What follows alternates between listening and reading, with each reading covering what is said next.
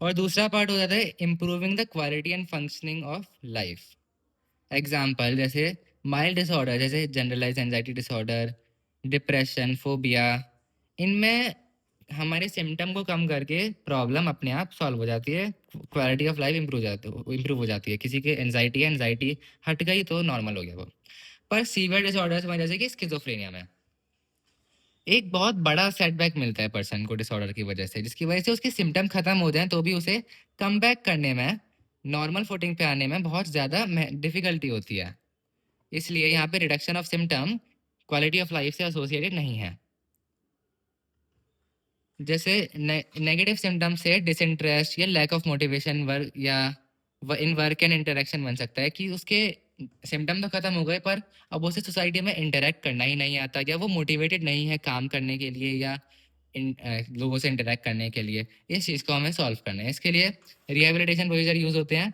इनका एम है client patient को सेल्फ सफिशिएंट बनाना, कि वो खुद पे डिपेंडेंट किसी और पे डिपेंडेंट ना हो, इंडिपेंडेंट हो, सेल्फ सफिशिएंट हो, and make him turn him into a productive member of society, समाज का एक अच्छा हिस्सा बनाना।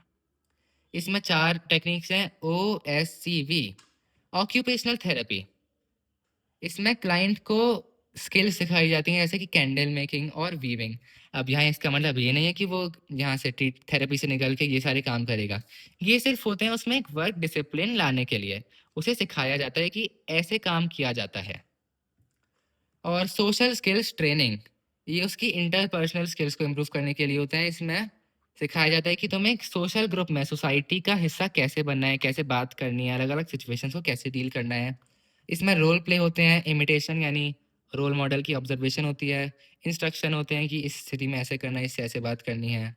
जैसे नॉर्मल बचपन में सिखाया जाता है ना, थैंक यू, सॉरी, प्लीज, इस तरह की बातें सिखाई जाती हैं।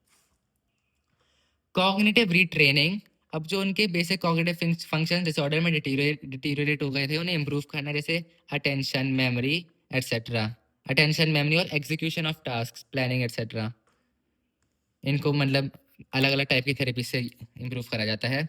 और लास्ट में वोकेशनल थेरेपी। वोकेशनल थेरेपी में उन्हें प्रोडक्टिव एम्प्लॉयमेंट की डायरेक्ट स्किल्स गेन होती हैं, जिससे करके उनकी तुरंत कहीं जॉब लग पाए या वो कोई काम कर पाए।